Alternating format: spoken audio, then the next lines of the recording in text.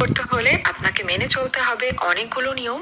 নিয়মের তালিকাটাও কিন্তু খুব বেশি ছোট নয়, তবে সেসব নিয়ম না মেনেও আপনি ব্যবসাটা শুরু করতে পারেন। কিন্তু যদি ধরা পড়ে যান সেক্ষেত্রে আপনাকে গুনতে হবে জরিমানা, এবং এটা কিন্তু একটা ভীষণ বড় অপরাধ।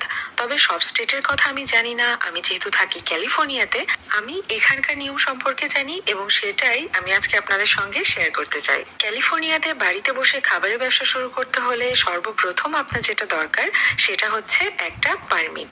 আর এই পারমিটটা হয় দুই রকমের, একটা হচ্ছে ডিরেক্টলি কাস্টমারের কাছে সেল করতে পারবেন এবং আরেকটা হচ্ছে বিভিন্ন দোকানে সেল করতে পারবেন এবং সেই দোকান থেকে আপনার প্রোডাক্টগুলো কাস্টমাররা কিনতে পারবে। এবং এই পারমিট নিতে গেলেও অনেক রকম নিয়ম মেনে চলতে হবে, যেমন এমন কোনো খাবার বিক্রি করা যাবে না যেটা ফ্রিজে রাখার দরকার পড়ে। সুতরাং রুম টেম্পারেচারে কয়েকদিন ভালো থাকবে এমন ধরনের খাবার বিক্রি করতে পারবেন, অর্থাৎ বিস্কিট, বিভিন্ন ধরনের কেক, এছাড়াও ড্রাই ফুড যেগুলো আর কি শুকনো টাইপের খাবার, সেগুলো বিক্রি করতে পারবেন। এগুলোকে বলা হয় লো রিস্ক ফুড।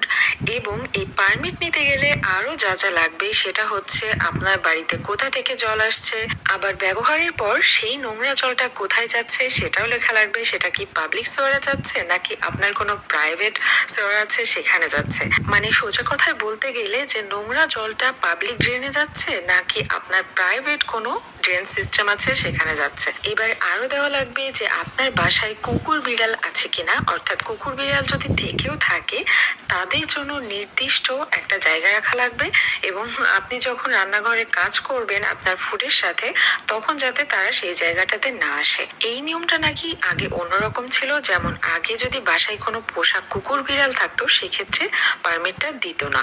তো এটা তো গেল। এছাড়াও আরো আছে যে আপনার বাড়িতে যদি ছোট বাচ্চা থাকে সেক্ষেত্রেও কিন্তু অতিরিক্ত সতর্কতা অবলম্বন করতে হবে এবং সেই ইনফরমেশনটাও তাদের কাছে দেওয়া লাগবে।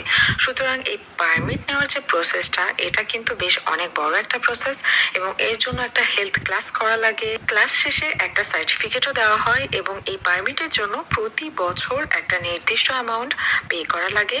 আর এর ক্ষেত্রে কিন্তু ইনকামেরও লিমিট আছে, অর্থাৎ যে ক্লাস এ আর ক্লাস বি পারমিট, অর্থাৎ যে দুই রকমের পারমিটের কথা আমি বললাম, এখানে কিন্তু প্রতি বছর একটা নির্দিষ্ট অ্যামাউন্ট হয়ে গেলে আপনি আর খাবার বিক্রি করতে পারবেন না। তবে জানি না যে কেউ এত অ্যামাউন্ট ইনকাম করে কিনা বাসা থেকে খাবার বিক্রি করে। যেমন ক্লাস এ পারমিটের জন্য ইনকাম লিমিট হচ্ছে $৭৫,০০০ আর ক্লাস বি পারমিটের জন্য ইনকাম লিমিট হচ্ছে $১,৫০,০০০। তো এটা হচ্ছে একটা বছরের জন্য। তবে পরবর্তী বছর কেউ যদি চায় তাহলে আবার এই সেম অ্যামাউন্ট ইনকাম করতে পারবে এবং তার পারমিটটা রিনিউ করে নিতে হবে। খালি পা গায়ে কম